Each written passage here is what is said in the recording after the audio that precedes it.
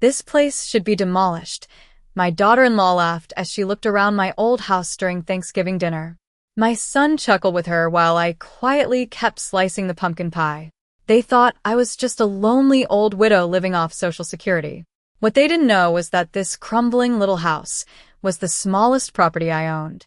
3 days later, my lawyer walked into my kitchen holding a folder full of deeds, rental contracts, and trust documents. Vanessa's smile disappeared the second she realized I secretly owned 3 more properties across town, and not a single one of them would ever belong to her. Honestly, Michael, this place should be demolished. My daughter-in-law said it while standing in the middle of my dining room, holding a glass of white wine like she was too elegant to breathe the same air as the rest of us. The room went quiet after that. Even a football game playing softly in the living room seemed to fade into the background. I looked down at the pumpkin pie in front of me and kept slicing it carefully, the same way I had every Thanksgiving for nearly 40 years. Vanessa laughed softly when I didn't respond. I mean, come on, she said, waving one manicured hand toward the faded wallpaper. This house looks like a time capsule from 1985. Michael gave an awkward chuckle beside her, the kind a man gives when he knows he should say something but doesn't want to upset his wife. That hurt more than her words. My son used to love this house. He used to race down these hallways in socks every Christmas morning. He used to sit on that exact kitchen counter stealing whipped cream while I baked pies late at night. But now he sat there staring into his bourbon, like he barely recognized the woman who raised him. I placed another slice of pie onto Vanessa's plate. Careful, she said lightly, pulling the plate back. I'm trying to avoid carbs after 40. She smiled when she said it, but her eyes drifted toward me. Toward my silver hair, my soft sweater, my age. I smiled back anyway. That was the thing people misunderstood about older women. They thought silence meant weakness. They thought soft voices meant surrender. They looked at my old Buick parked outside and assumed I was barely surviving off retirement checks and coupons. They saw worn kitchen cabinets and hand-stitched curtains and thought they understood my life. What they never understood was that some people stop showing their wealth the moment they learn how ugly greed can look in the eyes of family. Richard taught me that years ago. Never let people know exactly what you have. My husband used to say, whenever we signed closing papers on another property. Money changes people faster than almost anything else. At the time, I thought he was overly cautious.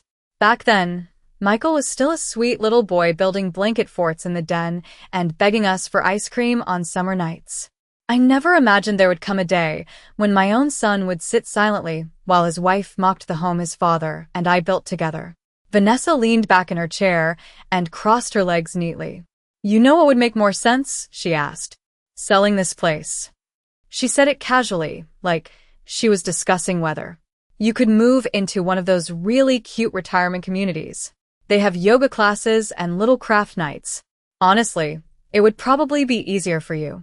Easier for me. I folded my napkin carefully onto my lap. Outside the kitchen window, snow drifted slowly across the backyard. The same backyard where Michael learned to throw a baseball with his father. The same backyard where Richard planted a maple tree the day we paid off our mortgage. Vanessa kept talking. This neighborhood isn't even worth that much anymore, she said. Most people your age downsize before things get too expensive. Most people your age. Michael finally looked at me then, but only briefly. Vanessa's just trying to help, Mom.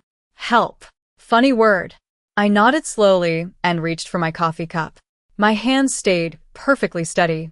That seemed to disappoint her somehow. She wanted emotion. Tears maybe. Shame. But all I felt was clarity. Because while Vanessa sat there criticizing my old house, she had no idea that the woman quietly pouring coffee across from her owned 3 more properties less than 20 minutes away. A downtown duplex, a lake cabin in northern Michigan, and a commercial building that paid me more every month than Michael's salary ever could. Vanessa looked around my kitchen one more time and laughed softly under her breath.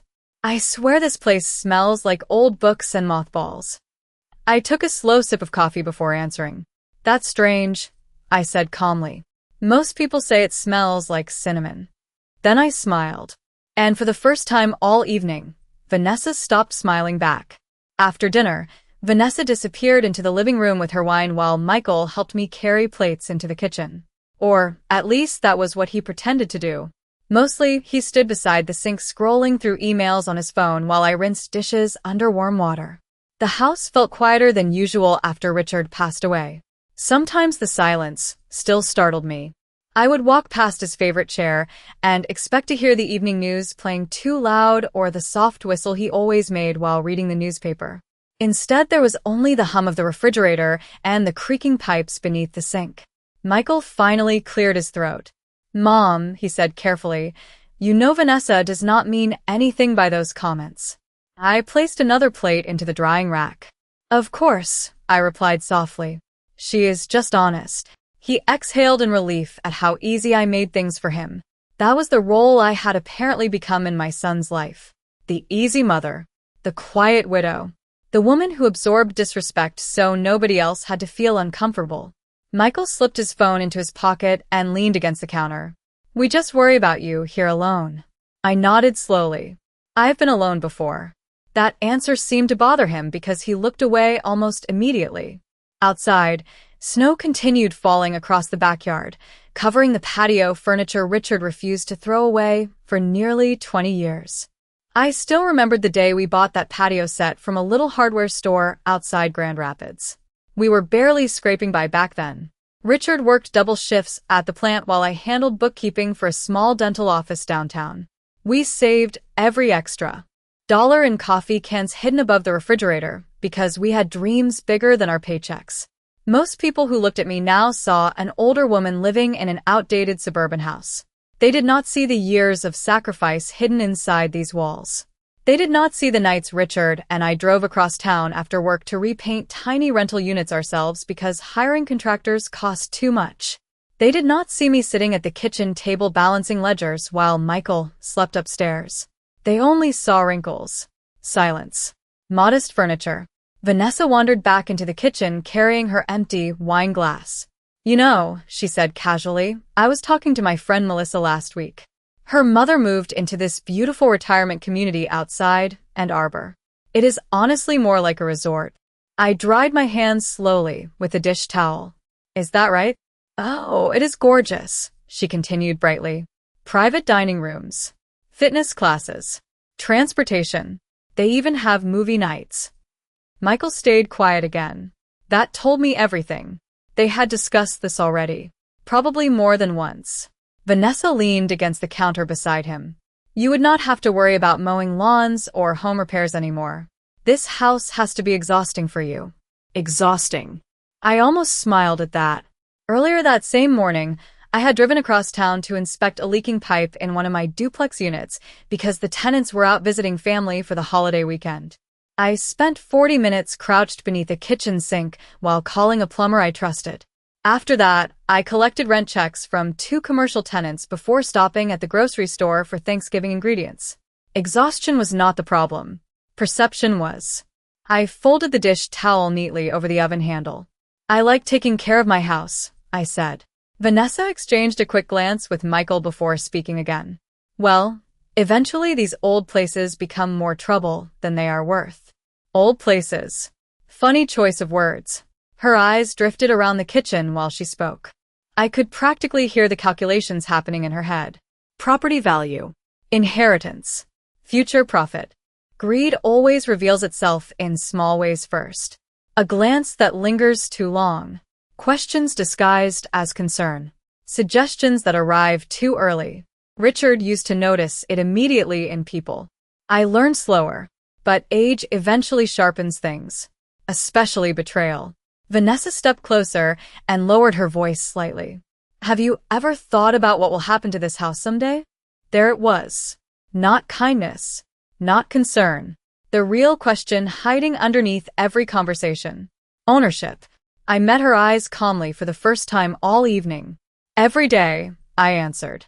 And something about my tone made her smile falter again. The next morning, I woke before sunrise the way I always did. The house was cold until the radiators finally kicked in, and the hardwood floors creaked softly beneath my slippers as I walked toward the kitchen. For a moment, I forgot Thanksgiving had happened at all. I reached automatically for the second coffee mug beside the stove before remembering Richard had been gone almost 3 years now. Grief changes shape with age. In the beginning it feels sharp and unbearable. Later it becomes quieter, heavier somehow, like carrying a coat you can never take off. I poured myself coffee and stood beside the kitchen window watching snow settle over the neighborhood. Most of the houses on this street look newer now. Renovated kitchens, fresh siding, expensive SUVs parked in spotless driveways, families chasing appearances they could barely afford. Richard and I could have done the same years ago. We could have moved into some oversized lakefront mansion just to impress people. Instead, we bought properties nobody wanted. Old duplexes with cracked sidewalks, tiny storefront buildings downtown, places people overlooked because they required patience. I still remember the first rental property we bought in 1987. The kitchen smelled like mildew and cigarette smoke, and the bathroom sink leaked onto the floor. I almost cried when Richard handed over the down payment because we only had $6,000 left in savings afterward. Trust me, he told me that night while we sat on overturned paint buckets eating takeout. Burgers. One day this little place will take care of us. He was right. By the time Michael graduated college, we owned 3 properties free and clear. But we never told anyone exactly how well we were doing, especially not family. Around 10 that morning, my phone rang. Vanessa. I let it ring twice before answering. Good morning, I said calmly. Her voice sounded unusually cheerful. Evelyn. I hope we did not overwhelm you yesterday. I smiled faintly into my coffee cup. Not at all. Good, she replied quickly. I actually wanted to ask you something. Michael and I have been discussing investment opportunities lately. There it was again. Slow. Careful. Testing the water. I walked into the den and sat beside the bookshelf Richard built by hand nearly 30 years ago. That sounds exciting, I said. Vanessa lowered her voice slightly. Well, with the housing market changing so much, we were curious whether you still owe anything on the mortgage. I looked at Richard's old photograph on the mantel. He always said greed makes people impatient eventually. No, I answered simply. Vanessa paused for half a second too long. Oh, that is wonderful. I could practically hear her thinking. And property taxes? They must be difficult these days. I manage. Another pause. Then she laughed softly. You have always been so independent. Independent. Interesting word coming from someone already measuring the walls of my house in her imagination. After we hung up, I drove downtown to check on one of my buildings. Snow dusted the sidewalks while Christmas decorations hung from street lamps along Main Street. Most people passing me had no idea the older woman in the gray wool coat owned the brick commercial building beside the bakery. They saw wrinkles and assumed fragility. They saw age and assumed irrelevance. That anonymity became useful over the years. I unlocked the side entrance and stepped inside. The scent of fresh paint and brewed coffee drifted through the hallway from the cafe tenant downstairs. Upstairs, 2 small accounting firms rented office space month to month. Quiet tenants. Reliable payments. Richard always preferred reliable over flashy. I stopped beside the mailboxes near the stairwell and sorted through envelopes. Utility statements. Insurance notices. Rent checks. Then one envelope caught my attention immediately. Bennett and Harper Legal Group. Harold Bennett rarely mailed documents unless something important needed signatures. I slid the envelope into my purse without opening it there. As I turned toward the exit, movement outside the front window made me pause. A white SUV sat parked across the street. Vanessa's white Lexus. My eyes narrowed slightly. She was not looking at the bakery next door. She was staring directly at my building. And the moment she realized I had seen her, she smiled nervously and drove away. I did not open Harold Bennett's envelope until I got home. I placed my purse carefully on the kitchen table, hung my coat beside the door, and stood there for a long moment listening to the silence inside the house. It was strange how quickly a home could feel heavy after trust started cracking around the edges. The same walls that once held birthday parties and Christmas mornings now seemed to absorb every uncomfortable conversation and every forced smile. I finally sat down at the kitchen table and slid the envelope open with my finger. Inside was a copy of updated tax paperwork for the commercial building downtown along with a handwritten note from Harold. Call me when you have time. There are a few things we should discuss regarding long-term asset protection. Asset protection. Richard used to use those exact words all the time. I leaned back slowly in my chair and stared at the note while memories drifted through my mind like old film reels. Richard never trusted appearances. Not expensive cars. Not country club memberships. Not people who smiled too quickly after hearing numbers. The moment people know what you have, he once told me, they stop seeing you. They start seeing opportunities. At the time, I thought he sounded cynical. But Richard grew up poor in western Pennsylvania during the 1960s. His father worked in a steel mill until his lungs gave out, and his mother cleaned motel rooms well into her 70s because there was never enough money. Richard learned early that financial security mattered more than looking successful. By the time we married, he already had notebooks full of property listings and investment ideas spread across our tiny apartment kitchen table every night. We bought our first duplex 2 years after Michael was born. I still remember carrying boxes into that building with one hand while balancing baby formula and diaper bags with the other. The carpets smelled terrible. The windows leaked cold air every winter. But Richard looked around that little duplex like he was staring at a palace. One day, he whispered to me while we sat on the bare floor eating cheap Chinese takeout, "This is how we stop worrying forever." He was right. But success never changed him the way I saw it change other people. Richard still drove used trucks. Still clipped coupons from newspapers. Still wore the same brown work boots every winter until the soles nearly fell apart. Wealth became something private between us. Quiet. Hidden beneath ordinary life. That was why Michael never truly understood how much we owned growing up. To him, we were simply careful with money. Responsible. Practical. We never corrected that assumption. Looking back now, maybe that was a mistake. Around 6 o'clock that evening, my phone buzzed again. Michael. I answered after the second ring. "Hey, Mom." His voice sounded distracted. I heard traffic in the background along with Vanessa's muffled voice somewhere nearby. "Listen," he began carefully. "Vanessa feels bad if she upset you yesterday." I smiled faintly to myself. Not guilt. Damage control. "There is nothing to upset me," I said. "Good." A pause followed. Then came the real reason for the call. "Actually, Vanessa mentioned she saw you downtown today." My fingers tightened slightly around the phone. "Did she?" "Yeah. She said she noticed you leaving some office building near Main Street." Office building. Interesting. She still was not sure what she had seen. "I had errands," I replied calmly. Another pause. "Mom, are you having financial problems you have not told me about?" There it was. The fishing line finally dropped into the water.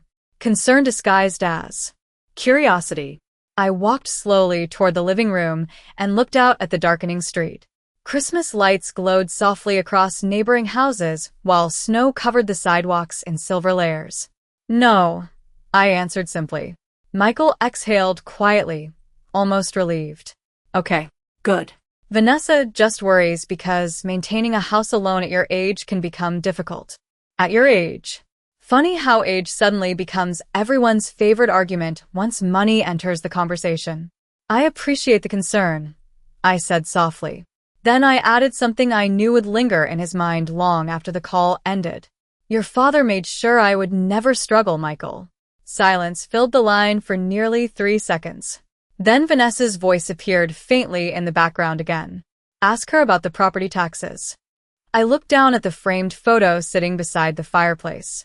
Richard in his old flannel jacket smiling beside the lake cabin during our last autumn together. Calm. Quiet.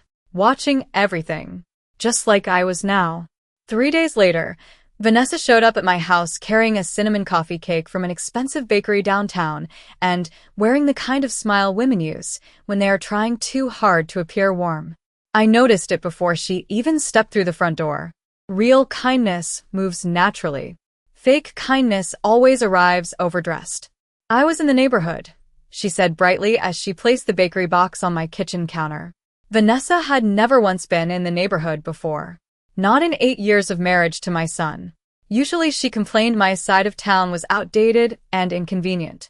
I closed the cookbook I had been reading and smiled politely. That was thoughtful. She glanced around the kitchen while removing her gloves. Her eyes lingered longer than usual now. On the cabinets, the floors, the framed family photographs near the refrigerator. She was not seeing memories anymore. She was evaluating assets. Michael is working late, she explained casually. I thought maybe you could use company. Company. Another interesting word. I poured coffee into 2 mugs while she wandered slowly through the kitchen. Snow tapped softly against the windows, and the whole house smelled faintly of vanilla and old cedar from the fireplace mantel Richard built himself decades ago. Vanessa stopped beside the bookshelf near the dining room entrance. You and Richard really stayed here all these years? She asked. Most people would have upgraded eventually. I handed her a coffee mug. We liked stability more than appearances. She smiled, but only with her mouth. That sounds very Richard. It surprised me hearing his name from her suddenly.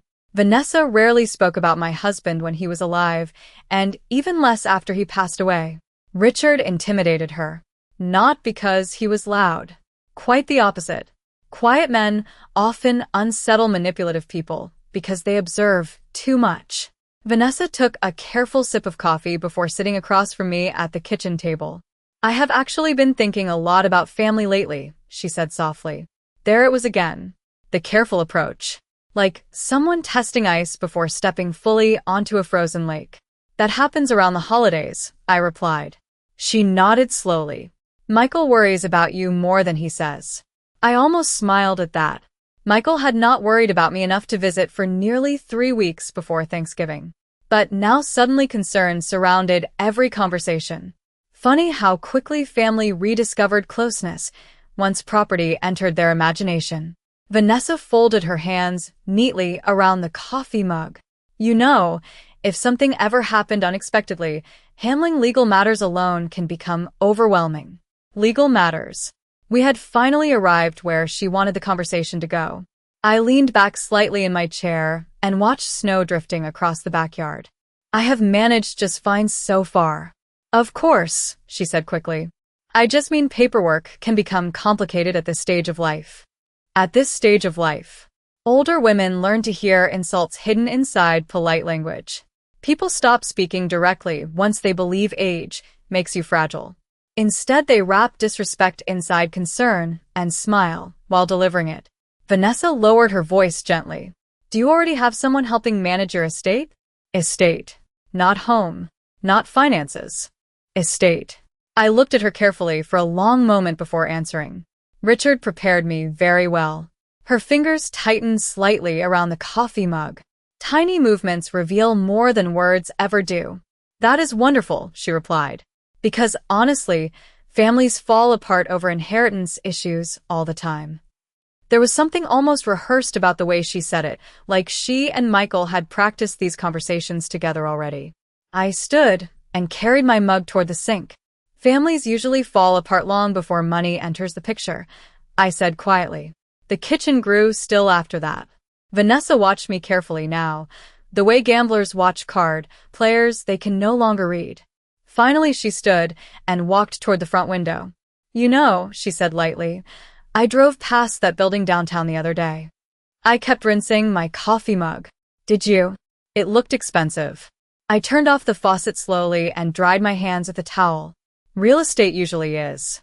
She laughed softly, but this time nervousness slipped through it. You never mentioned owning property downtown. There it was at last. No more pretending. No more fake coffee cake visits or polite concern about retirement communities. Just greed finally stepping into the open air. I looked directly at her for the first time since she arrived. There are many things I never mentioned, Vanessa. And for the first time since I met my daughter-in-law, she looked genuinely uncertain of who I really was. After Vanessa left, the house felt unusually still. Not peaceful, careful, like the air itself had started listening. I washed our coffee mugs slowly and stared out the kitchen window while dusk settled over the neighborhood in pale blue shadows.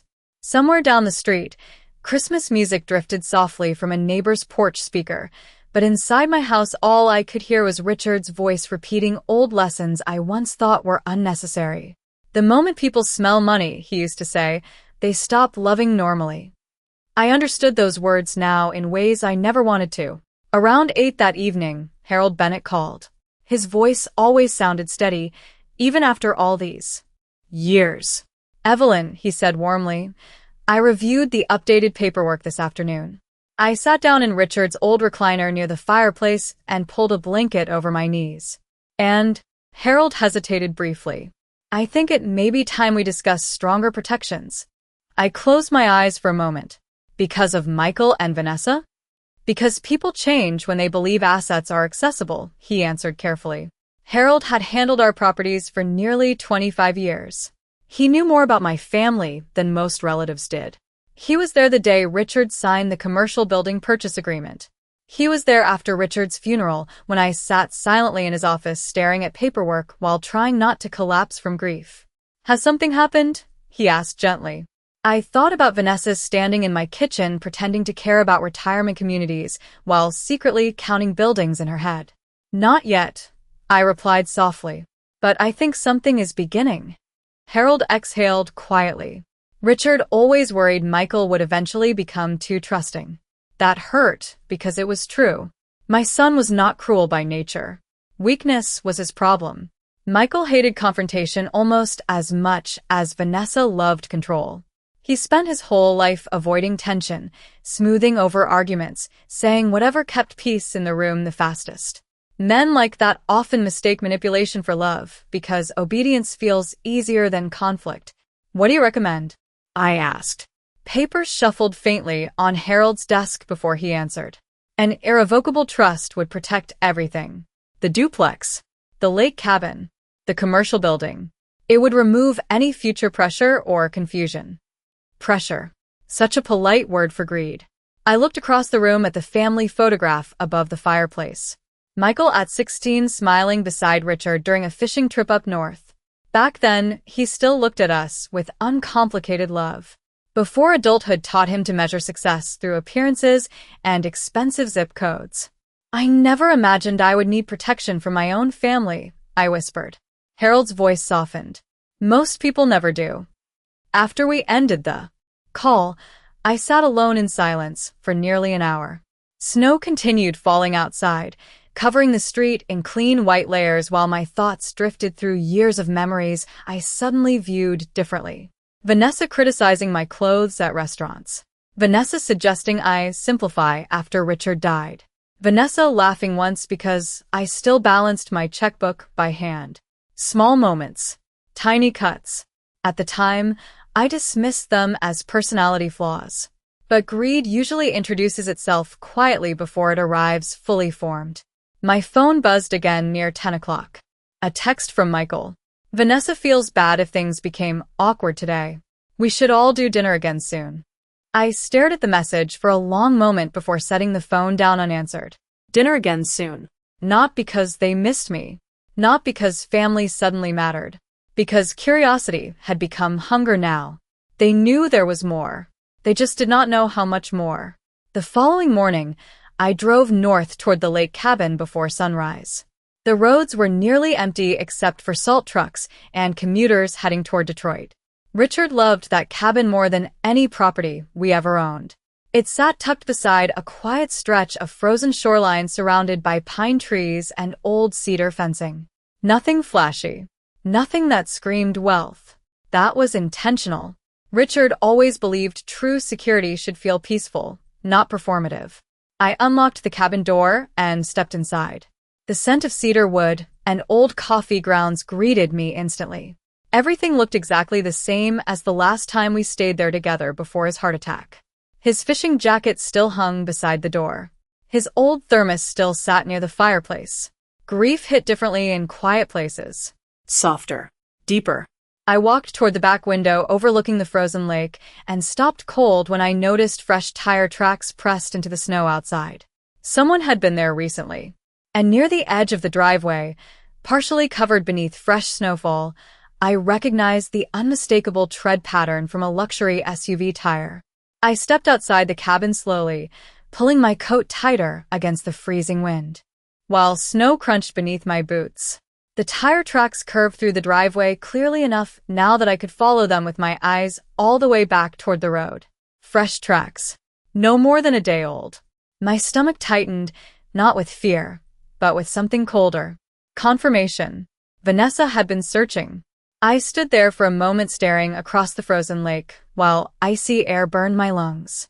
Richard always said people reveal themselves completely once they believe something valuable is within reach. Until then, they wear masks, polite smiles, concern, family warmth. But greed eventually strips all of it away. Back inside the cabin, I added another log to the fireplace and sat quietly in Richard's old armchair. Snow drifted softly beyond the windows, while flames cracked gently in front of me. This place had always felt untouched by the noise of the world. No neighbors close enough to interrupt silence. No traffic. Just water, trees, and the kind of peace wealthy people spend millions trying to imitate. Richard loved mornings here most. He would wake before sunrise, make terrible coffee, and stand on the porch wrapped in his old flannel jacket watching fog drift across the lake. This, he used to tell me, is what success actually looks like. Not luxury. Not showing off. Safety. Privacy. Freedom. My phone buzzed around noon. Vanessa, again. I let it ring once before answering. "Hi, Evelyn," she said brightly. Too brightly. I hope I am not interrupting anything. I looked out toward the frozen shoreline. No, Michael and I were thinking maybe we should all spend more time together before Christmas. There's a softness in her voice now that almost sounded believable if I did not know better. That sounds nice, I replied calmly. Actually, she continued carefully, we were wondering if maybe you would ever consider letting us help manage some things for you. There it was. Not even subtle anymore. What things? I asked quietly. A pause followed before she answered. Bills. Property maintenance. Legal paperwork. You should not have to carry all that stress alone at your age. At your age again. Funny how age becomes a strategy when manipulation needs justification. I traced my finger slowly across the worn wooden armrest Richard polished every spring himself. I have managed well enough so far. Vanessa laughed softly. Of course you have. But families are supposed to help each other. Families. Another word people misuse once money enters the room. Michael worries someone could take advantage of you, she added gently. I almost smiled at the irony. Does he? Yes, she replied quickly. Especially after hearing about your downtown property. My eyes narrowed slightly. There it was. The truth finally standing naked in the middle of the conversation. Not concern for me. Concern for access. Concern for ownership. I remained silent long enough to make her uncomfortable. Then I asked the question I already knew the answer to. How much do you think that building is worth, Vanessa? The silence on the line lasted just a fraction too long. Oh, I have no idea, she said lightly. Lie. Real estate prices are crazy these days, though. Another lie. Vanessa knew exactly how much commercial properties downtown were worth. Women like her researched before they smiled. Interesting, I said softly. She quickly changed direction. Anyway, Michael, and I just want to make sure everything is protected. Protected. That word settled heavily in my chest because suddenly I realized something painful. They already viewed my life as something waiting to become theirs. Not memories. Not decades of sacrifice. Assets. Inventory. Future ownership. After we ended the call, I sat motionless beside the fireplace for a long time. Snow continued falling outside while old memories surfaced one by one. Vanessa criticizing smaller restaurants because they looked cheap. Vanessa asking once whether Richard carried large life insurance policies. Vanessa laughing years ago because I still preferred paper bank statements instead of mobile apps. At the time, each moment felt isolated. Small. Harmless even. But manipulation rarely arrives dramatically. It builds slowly like cracks beneath frozen ice. Quiet until suddenly everything gives way. Near sunset, I walked out onto the back porch carrying a mug of coffee. The lake stretched. endlessly before me in silver and blue shadows while pine trees swayed gently in the winter wind. Then I noticed movement near the road again. A white Lexus slowing almost to a stop before continuing past the cabin for the second time that day. Vanessa was no longer curious. She was hunting. By the time I drove back from the lake cabin the next morning, the sky over Michigan had turned heavy and gray. Snow clouds stretched low across the highway, while Christmas decorations flickered outside gas stations and grocery stores like cheerful little eyes. I kept thinking about Vanessa driving past the cabin twice. Not visiting. Not calling first. Watching. There was something unsettling about realizing people no longer saw you as family, but as a doorway to something they wanted. I stopped at a small diner outside Brighton for coffee before heading home. Richard used to love that place because they still served pie on thick white plates and never rushed customers out the door. I sat alone in a booth near the window stirring cream into my coffee, while snow drifted past outside. Across the room, a younger couple argued quietly over bills spread across their table. The woman looked exhausted. The man looked embarrassed. I remembered those years well. Richard and I spent almost 2 decades worrying about money before things finally stabilized. That was why we protected what we built so carefully.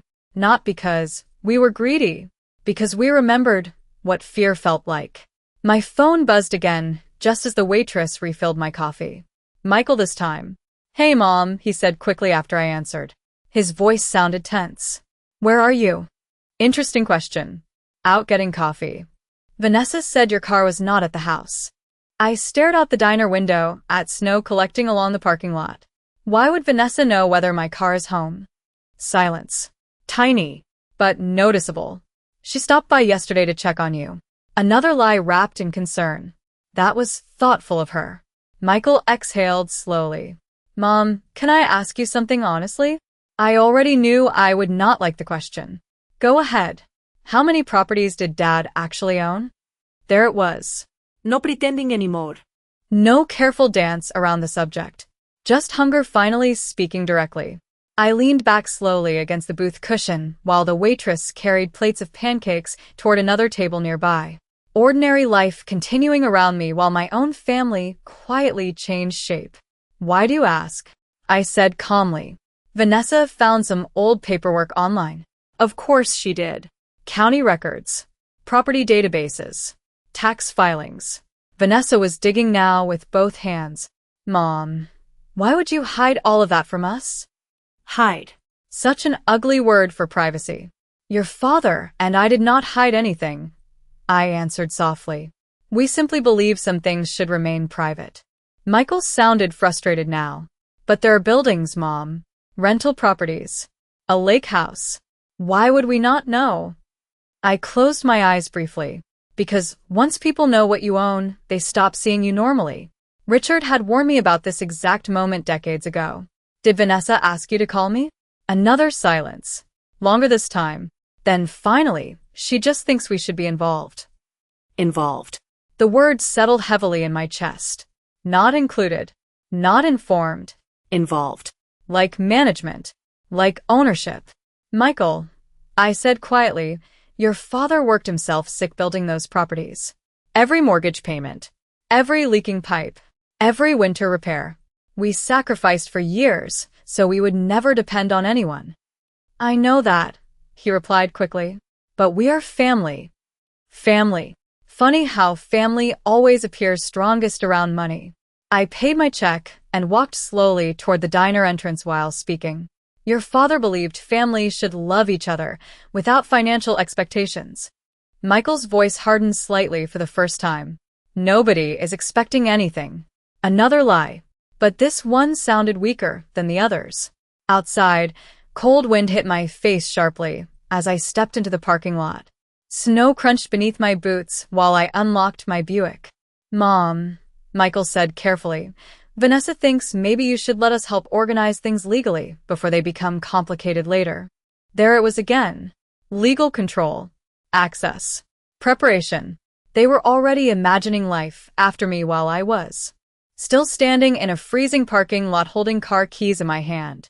I looked up at the gray winter sky and suddenly felt tired in a way sleep could never fix. "Tell Vanessa something for me," I said quietly. Your father built those properties because he understood exactly how quickly people change around money. Then I hung up before Michael could answer. When I arrived home an hour later, another envelope waited in my mailbox. Bennett and Harper Legal Group. This time the paperwork inside was thicker, much thicker, and clipped to the front page was a yellow note in Harold's handwriting. Evelyn, after reviewing recent circumstances, I strongly recommend we finalize the trust immediately.